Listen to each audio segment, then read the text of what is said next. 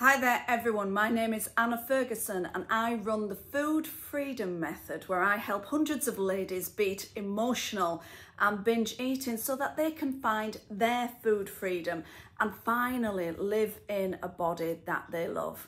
I thought I'd put some training together for you to really help you see where you are right now, discuss the eating monster in full, discuss why it's so hard to break up with him, and what you can actually do.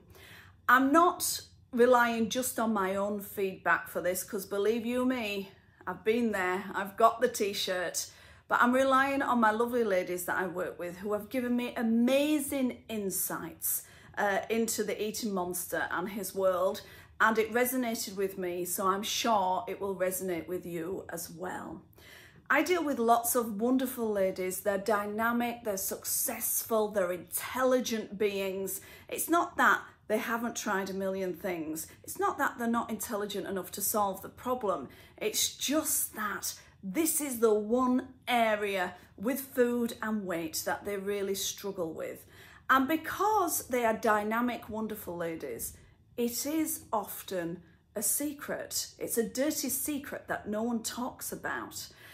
And so when it comes to the eating monster, even if family and friends know about the emotional eating, they probably do not know really how it's affecting you. When it's a secret, you'll find yourself doing it when you're alone. So when you're doing it when you're alone, you'll be eating in your car, perhaps, buying stuff from the petrol station, or perhaps you wait until everybody is in bed, partners and family in bed, before you settle down with your crisps or your chocolate, just for that one moment.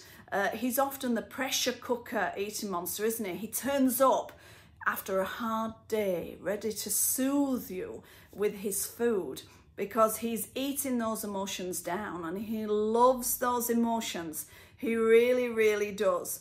And it's not just about the body. It's not about how it's affecting your body or what it looks like, or even about your health. It's about your peace of mind. I always remember asking one lady, what is this doing to you? And she says, it's taking my sanity. It's driving me crazy. And I just want my peace of mind back. I just want to feel normal. And the one that really used to get me was, I hated feeling out of control. I hated that. And it really bothered me. And so a lot of ladies say that to me as well, that feeling of being out of control is the worst feeling in the world. And by the time ladies come to me, they're usually a little bit desperate, and that really resonates with me, that desperation to solve this problem, and that there must be an answer out there somewhere. What do we want? We want our food freedom. We want to feel good in our own skin. We want peace of mind. But what else do you want? It's very important to get very clear on what you actually want. Do you want to feel foxy? Do you want to feel attractive? Do you want to sleep better? Do you want to sit around food and have it not call to you 24/7?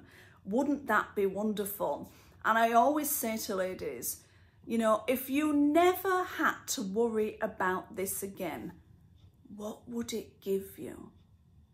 And lots of ladies say, it would give me freedom. It would give me confidence. It would give me peace of mind. And in truth, the brain doesn't care about clothes. It doesn't care about size 8 dresses, but it'll do it for that. It'll do it for confidence.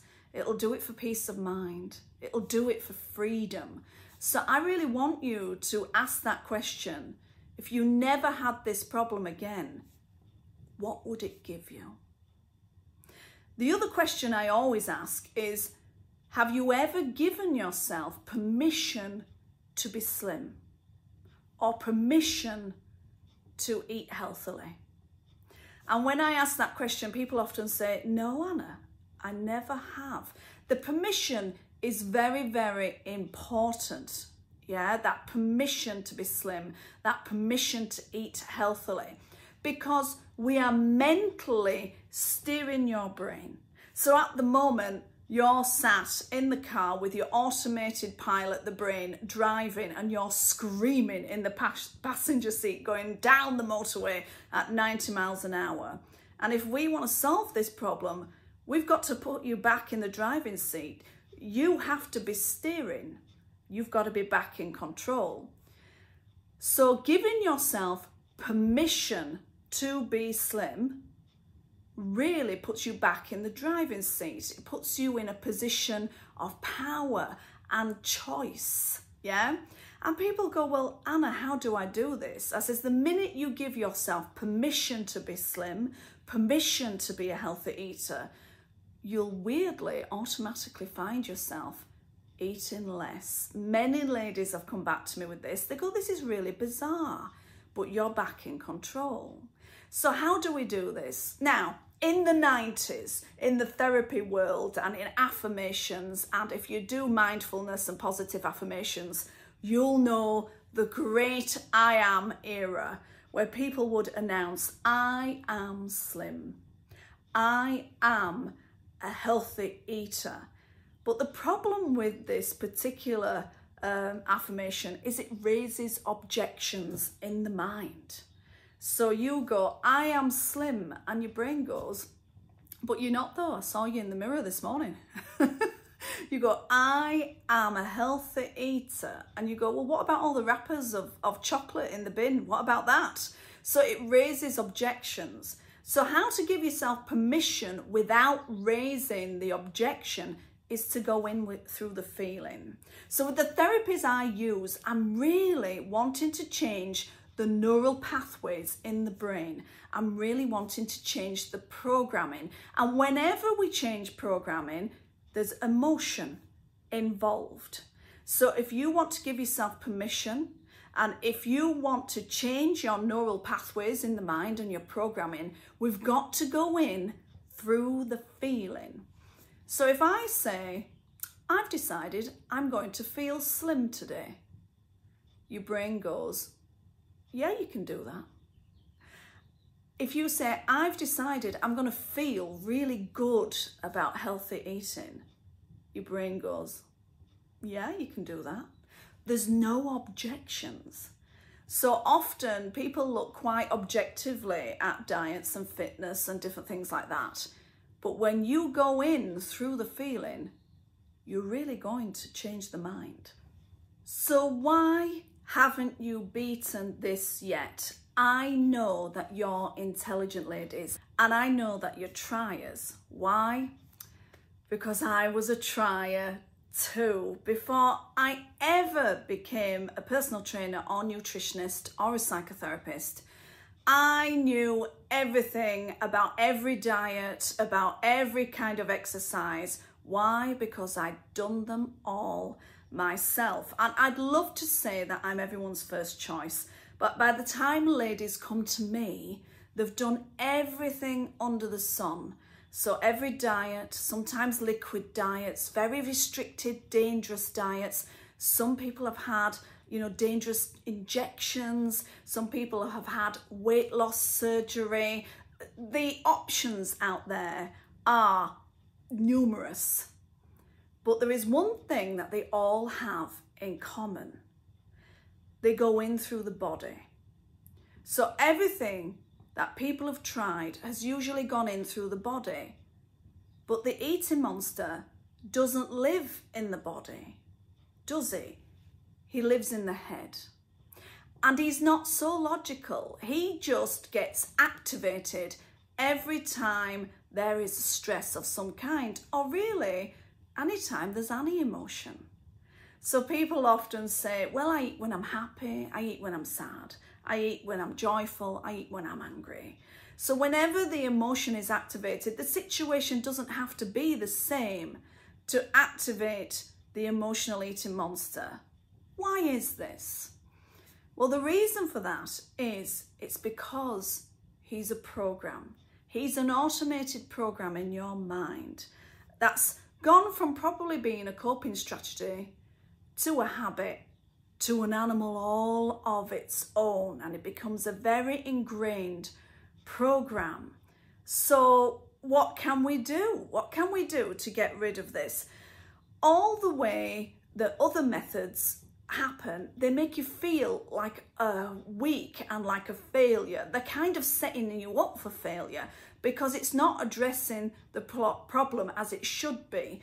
I work very differently now to how I used to work years ago.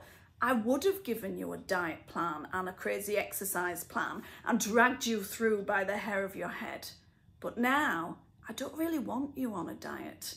I teach you how to use exercise and nutrition to your advantage rather than your disadvantage. And we go in through the mind first because that's where the program is.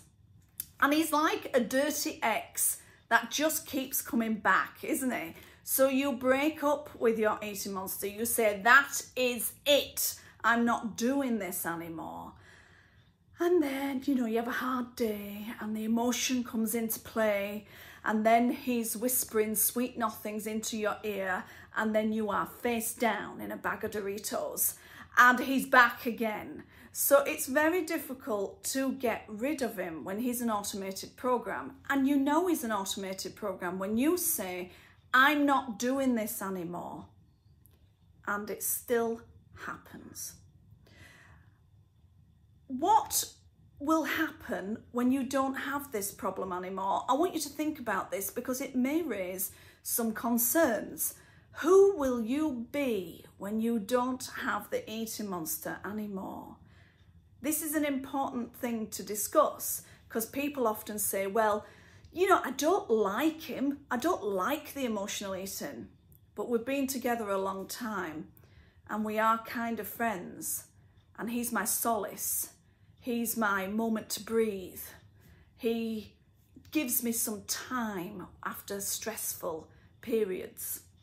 So then what will you do when you don't have him anymore? And this is often a fear that people need to address. Now, the reason why the health and the fitness industry doesn't work is because it's set up for failure from the beginning. So in the fitness and health industry, it goes, be aware of the problem, which I know you are, transform the body, and then accept yourself lovingly and move on with the rest of your life. And I know many of you have done that over and over and over again. But unfortunately, that's not how the mind works. You've got to be aware of the problem, and then you have to accept yourself right here, right now, with the grey hairs that I'm growing beautifully and the wrinkles. And people worry that if they accept themselves now, they won't change, but it is quite the opposite. If you accept yourself now and then transform, the transformation will be forever. But if you don't accept yourself before you transform, the results will always be temporary. So I'm going to ask a question that I ask all the ladies. Are you enough? Do you feel good enough? Because I really, really want you to. We know that you're gorgeous and amazing. I know that you're gorgeous and amazing. But do you?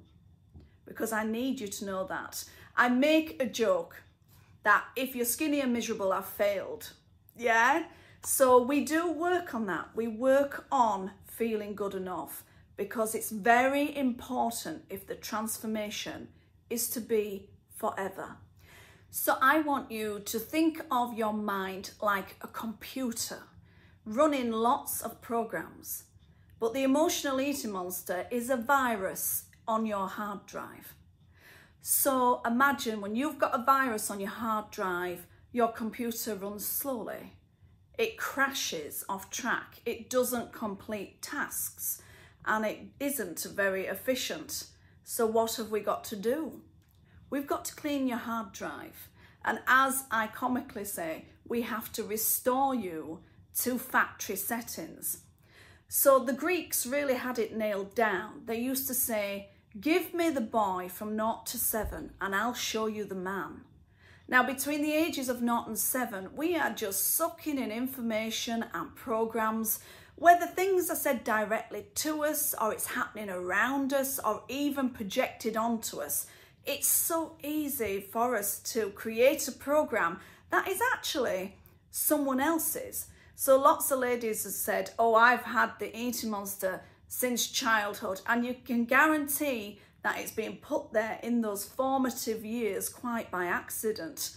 For those people that have said, well, I don't think it is in my childhood, then it's going to be when there was significant feeling, yes? So whenever there was an emotional trauma, good or bad, even if it was a great thing that happened, whenever there's a lot of emotion, sometimes a program can be put into place then later in life, which turns into a habit, which turns into an animal all of its own, as we know. So we've just got to restore you to before you had the issue. No one is born with an emotional eating monster. No one is born with this programming. So we have to restore you to before you had the issue so that you can move on then unhindered. Lots of ladies speak to me about mindless eating. You know, the one where you're working away and you just have a biscuit and then you look down and the packet's gone and you don't even remember eating them. So people go, this is my automated program. The mindless eating really gets me every time. So how do we remove the program? How do we do that? We've got to change the neural pathways in the mind. We have to change your programming. And the therapies I use go in through the mind, and we use the imagination, we use how the brain works naturally to communicate to the brain exactly what we want. But I'm really looking to change those neural pathways, because when you're on a neural pathway, a circuit, the longer you are on that circuit, the more stressed you get. It's like a carousel that you can't get off. So we've got to break the circuit and get you off the carousel. And that's how we remove the program. I want to touch again on emotion and how emotion really affects us when it comes to this kind of issue. I talk a lot about having an emotional eating postman. So emotions are simply messages from the body. It isn't who you are. It's just a message from the body to tell you about the stimulus in your world. So the emotional eating postman comes and knocks on the door to deliver his message. And you go, I'm too busy right now, I'm working. And you throw out some crisps to him. And while he's eating, he's quiet. But then he knocks again because he hasn't delivered the message. And you go, I've no time for this right now. And you give him a pizza. But he's still not delivered the message. So after he's eaten the pizza, he'll knock again. And he will keep on knocking until he's delivered his emotional message. So this is where people can be slightly irritated in 1985 and be livid 20 years later, yeah? So, and a few pounds heavier as well, because they're eating down those emotions when really all they need to do is acknowledge them. And people really fear emotion. They fear acknowledging the emotion. But if you do, hand on heart, it just dissipates after a short time, a few minutes even. Because really our emotions are supposed to change all the time. We're not supposed to get attached or stuck in a particular emotional state. So if you find yourself there, you've really got to acknowledge the emotion, or else the emotional postman will keep on knocking and knocking. So shall we find out how deep your programming goes, how strong your neural pathways are in relation to the emotional eating monster? So I really want you to ask yourself these questions. Do you feel your food or even your weight has become part of who you are? Do you feel that the problem is mostly inside of you rather than outside of you? Do you feel like it's completely outside of your control? Can you remember not having the problem?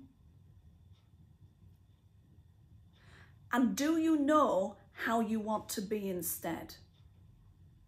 It's very, very important that you answer these questions, because if it's become part of your core identity, which is your strong beliefs, your personality, then the brain will never get rid of the emotional eating because it sees it as part of who you are, and it wouldn't remove facets of your personality. Now, I want to reassure you, the emotional eating monster isn't part of your personality. If I said to you, eating cake was part of your personality, you'd laugh. If I said the fat cells on your body are part of your personality, you'd say, no, they're not. They don't tell me if you're funny or what skills that you have. So I want to reassure you that he's really not part of your personality. He's just in the wrong space. And if it's become part of your core identity, then that's where the problem comes in, and that's why he's so hard to get rid of. But if the world fell in tomorrow and you lost your job and the house fell down and all your relationships went to pot, there would be still certain things about you that would never change. So for example, I'm from a big Irish family, and it doesn't matter what happens in life, I will still have my strong Irish roots. There's green blood in these veins. Or I'll always be a little bit comical, a little bit goofy. That's part of who I am. So what we do is we attach what you want to that. We attach it to your real core identity. And then that's just the law. Then you just live your life as a naturally slim, healthy eating person. So we make it part of your core identity in a positive way. And we detach the eating monster from your core identity. He has to go. And we program in what we want. So what is your emotional eating monster costing you? Is it costing you your health, your physique? Is it costing you your sanity? Is it costing you your relationships with friends, your social life? Are you waiting for your partner to fall asleep before you go to bed because you don't want to be intimate, because you don't feel confident enough? Is it costing you your success at work? Is it costing you money? How much have you already spent on this already? I know ladies come to me and they go, Anna, how will I know this will work for me? And I say, don't take my word for it. Check out my testimonials with my lovely ladies. Do your research. Check out my qualifications. And then some ladies go, I don't know whether I can commit right now. I'm very busy. But I've got to fit it right into your life. I've got to fit your food freedom into your life. The reason why regular diets don't work is because they expect you to have the same day every day for the rest of your life. And that's never going to happen. And there'll be no deprivation with me. You will eat chocolate again, you'll have wine again, you'll have pizza again, but you'll be able to take it or leave it. It won't be a compulsion to have it. Can you imagine pushing the plate away when you're full? Can you imagine eating 2 squares of chocolate? So I'll give you some examples from my lovely ladies. Actually, Kathy used to go to the petrol station, buy lots of sweeties, and then eat them in the car going home. And she rang me and she said, Anna, I've just bought some petrol. Now I was a bit confused because I thought, why is she ringing me to tell me that? And she went, no, I've just come home and I've realised I've just bought the petrol. She'd walked all the way past the chocolate and all the way back, and it never crossed her mind to pick up the chocolate. And I said, that's where I want you. And then I've got other ladies, very comically, this was a few weeks ago, one of them said she'd done her weekly shop and she made the joke, I didn't go down the cake aisle. And I laughed and she went, Anna, I always go down the cake aisle. I don't know what happened. And then the other lady Just this week, just yesterday morning, I asked her to tell me about her success, her evidence that she could see this week. And she told me that there was a Toblerone in the cupboard that was still there. And even her husband was surprised it was still there because he fully expected her to eat it. And she said normally it would be calling to her, you know, it would be, you know, singing to her. And yet it hadn't bothered her at all and it was still sat there. That's where I want you. I don't want you trying not to do it. I want it to quietly and easily just disappear. No fireworks. I just want it to go on its merry way so that you can live the life that you want, so you can live in the body that you want, so you can be free. I just want to know, are you ready? Are you ready to divorce your eating monster? If you want the information about the Food Freedom Program, there's only one way to get it, and that's to jump on a Zoom call with me and we discuss your unique situation, your life, yeah, and where we can move forward. We've got to explore that. I can't help you unless I know you. And I really, really do want this to be the last time you deal with this issue. I want you to walk away from me without this problem anymore. So I want it to be the last money that you ever spend on it. But just for a few moments, I just want you to dream. What would your life be like if you never had this problem again? What would it be like if you could just go to a party and not have your face stuck in the buffet? What would it be like to leave food on your plate? What would it be like to remove the mental battle with the eating monster 24/7?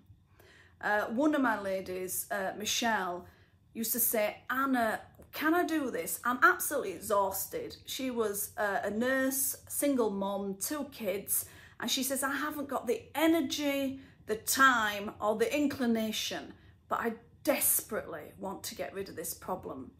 And what happened was when we removed the emotional eating program, she suddenly found that she had tons of energy and she was going out walking with the kids and she went on to lose like 2.5 stones, did Michelle. But she said when we removed the program, her energy just went straight up.